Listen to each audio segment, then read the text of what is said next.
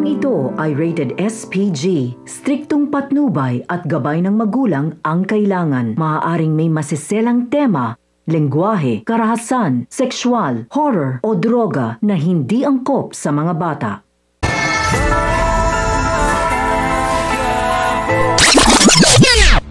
Mapapansin ng mag-asawang Narsing at Nita na tila mahigpit ang pagkakayakap ni JP sa kanilang anak na para bang nananamantala sa pagkakataon. Gustong-gusto ng sugurin ni Marsing si JP ngunit pinigilan ito ni Nita dahil baka ito pa ang dahilan kung kaya't masira ang dibon ni Mokang. Nangangamba naman si Noy na baka magbang-abot sina Tanggol at Rigor sa birthday ni Mokang. Habang si David naman ay patuloy sa pagpapabida at pagsisinungaling sa kanyang tatay Rigor.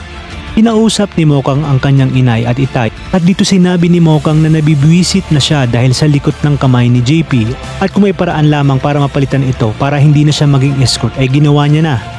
Di na napigilan ni Owing ang kanyang gutom kaya gumawa siya ng paraan upang makapasok at dito ay sakto naman napunta siya sa lamesa ni JP kung kaya't dito niya narinig ang tungkol sa pustahan ng mga kaklase ni Mokang at JP. Agad namang siyang lumabas para sabihin kay Tanggol ang kanyang mga narinig. Kaya dito sinabi ni Tanggol na hihintay nilang makalabas ang mga ito at sisiguraduhin niyang hindi sila makakauwi ng maayos. Dumating na nga ang exciting part dahil tinawag na ang 18 roses ni Mokang. Ngunit bigla namang naihi itong si JP kung kaya't sinundan agad ito ni Tanggol sabay tutok ng baril. Sinabi ni Tanggol na tarantado umano itong si JP dahil pinagtatangkaan pa nito si Mokang. Ayon pa kay Tanggol, di ba umano alam ni JP na iniingatan nila si Mokang dahil siya ang prinsesa ng Quiapo. At ito nga ay walang humpay ang pakiusap ni JP, wag lang siyang tudasin ni Tanggol. Kaya naman pinagtripan nila ito at unti-unting pinahubad ang kanyang suot.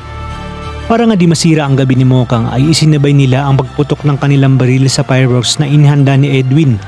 Maya-maya pa nga ay magugulat ang lahat dahil dadating na ang ika-18th roses ni Mokang na hindi nga nila inakalang si Tanggol. Ngunit may mas malaki pa palang tensyon na mangyayari dahil sa pagdating ng mga batang tondo. Kaya naman mga kapamilya kapit lang dahil marami pa tayong dapat abangan. Ito lang sa bagong paborito ng sambayanan, ang FPJ's Batang Quiapo.